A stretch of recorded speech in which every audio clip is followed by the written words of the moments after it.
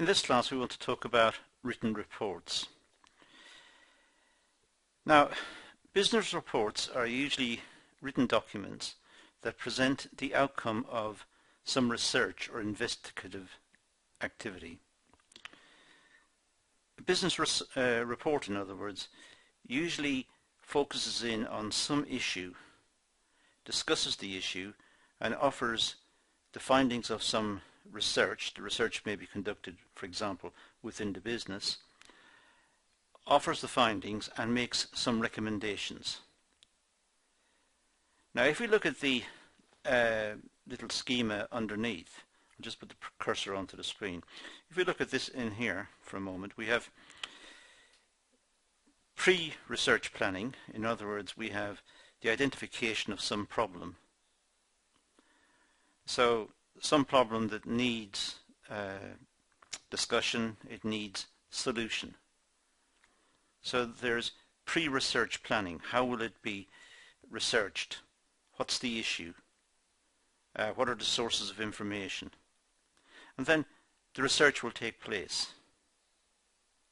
The research may be interviewing the workers, or interviewing junior management, or talking to the marketing people about some issue in the marketing department, or whatever. So there will be some business research conducted. And from the research, some data will be captured. It may be in the form of answers to questions in questionnaires, or it may be interviews. If it's a small business, it's normally interviews. Some interviews with people involved and getting their reactions to different scenarios. And then analysing that information, or that data I should say, analysing it and making this available in a report and making a business presentation. So there are various steps to be undertaken in the business reports arena. Collect the information, analyse it, present the information on paper, make a good report, and also perhaps present it in front of the clients. The clients may be the heads of department, or the managers responsible, or could be the board of directors, whoever it is. Now, let's look at business reports in a little bit more detail. Reports are usually commissioned by management as a means of helping with decision making. Clearly, the purpose of the report is to solve some problem or to help in some way. Reports are not commissioned just for the fun of it. The reports are aimed at solving some problem or helping make better decisions, let's say. There may be either formal reports or informal. Formal reports are properly written up with aims, objectives, proper subheadings, whereas informal may be a collection of papers and a summary document, document itemizing what's in the papers and what was found, and it's written up in a looser format. They have a structure that highlights the importance of the subject matter. For example, a formal structure for a detailed and important report, and an informal for a quick report on a small matter. The large reports may be team efforts. It's important to have a methodology. Methodology means a method, a good method. It's important to have a methodology as it gives the reports direction, and it gives them focus. And it also gives the reader confidence that the reports were properly done in accordance with the methodology. So it guides the work, and it enables a clear picture to emerge. Now, there are various steps in developing a business report. First of all, prepare a research brief based on some problem or issue that needs managerial attention. So right at the very start, identify the problem and prepare a research brief. How how will this be researched? How will the researchers go about getting information to shed light on the problem? Ensure that the approach to be used is appropriate for the audience. So if it's a small company looking into an issue, let's say associated with production, then it may not justify the use of very advanced statistical methods. The issues might be more simply dealt with. So make sure that the audience can follow what was the result of the report and implement the recommendations of the report in an understandable and easy fashion. Undertake the research in accordance to a research plan. This will set out the timescale, the resources, and ethical approval if it's needed. So a research plan is important. Ethical approval might be needed within businesses as well, particularly if it's research into issues associated with the workers. It would be very unfair to collect information on the workers without the workers' approval, perhaps. It will also have sections to be completed later on such things as the literature review or past research that was conducted in the area, which may have been consulted. A hypothesis, even though it's a business report, it may still be testing some idea. If it's testing an idea, that is a hypothesis. It should have a methodology, it should have a way of going about solving the problem, shedding light on the issue. And it should have analytical techniques. These should be set out. How will the data be analysed?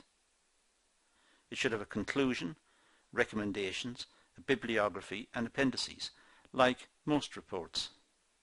Now, admittedly, in the context of a business report, these may not be extensive, but they should get some mention nonetheless. The research should be conducted in an unbiased manner and then analyse the results in an objective way. So even though, again, it's a business report, it might be a small-scale report, it's important that the information is collated and collected in an unbiased manner. Otherwise, the results don't mean anything. The results are distortions and could actually be dangerous for the business. The recommendations based on biased analysis and biased data, recommendations based on those could be dangerous. It could lead to bad decision making and could be ruinous for the business.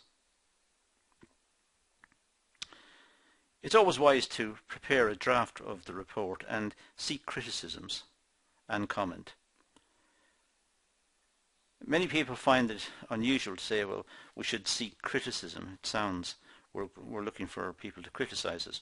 But in fact, what we're looking for people to criticize the arguments and the points made in the report, to make sure that the points follow directly from the research, from the type of analysis, from the data, and that the whole project is coherent.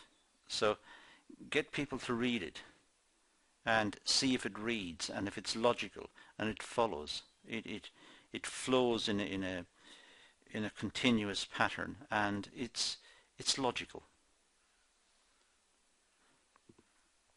Amend the report if it's not.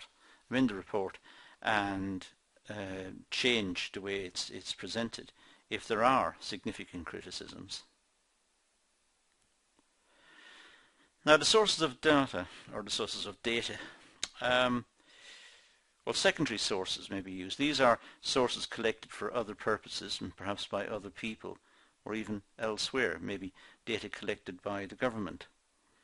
So one source of data would be company reports, records and documentation.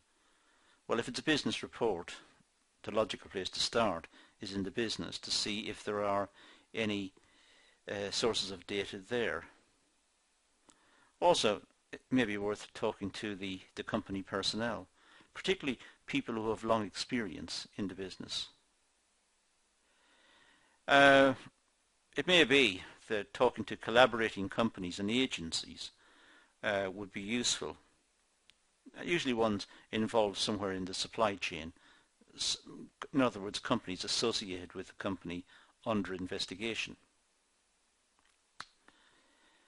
Trade and industry organisations are a good source of secondary information.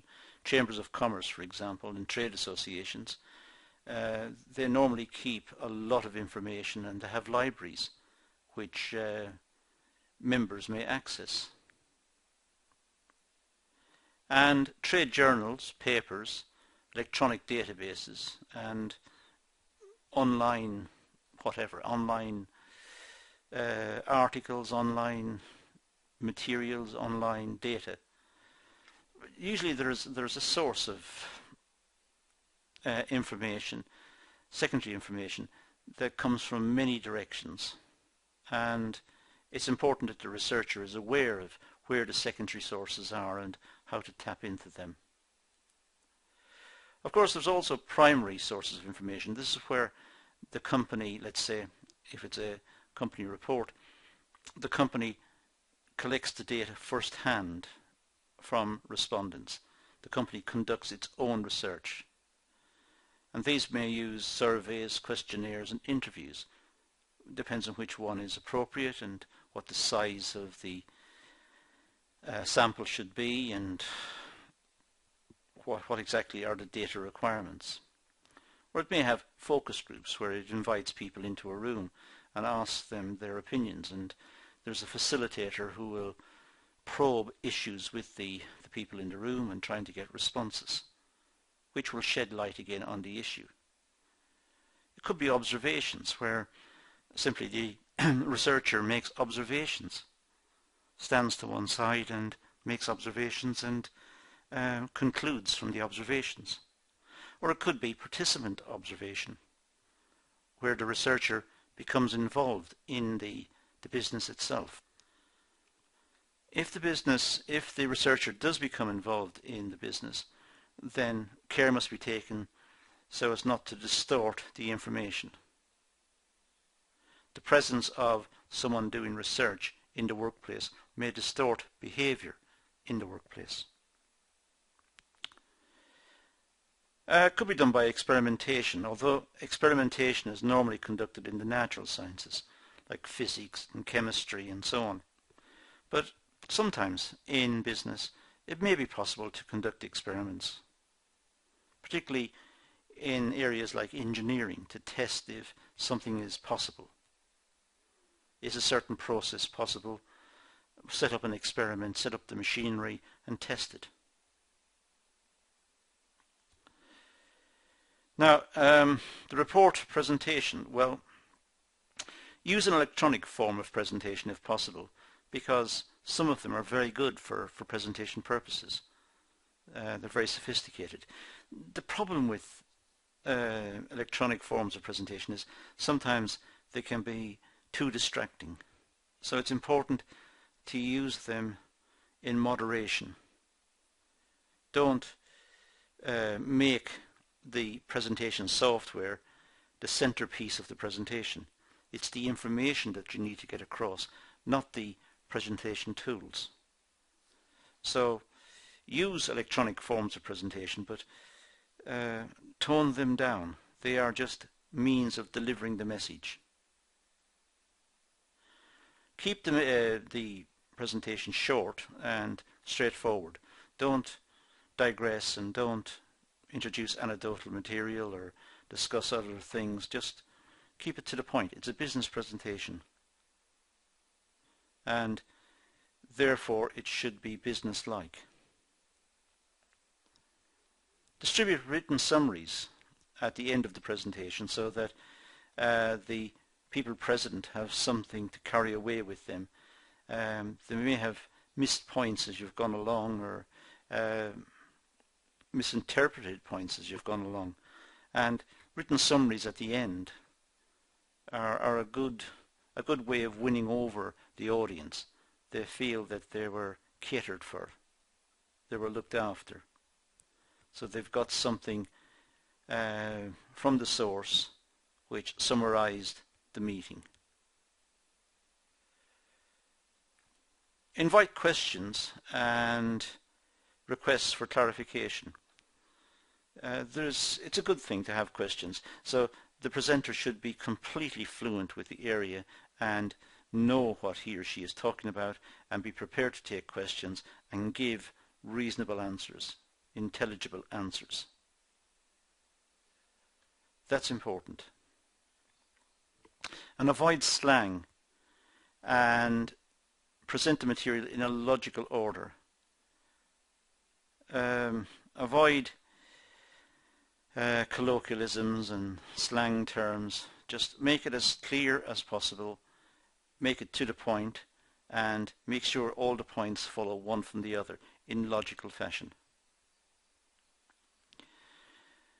Now that's all I'm going to say about written reports, and in particular business reports.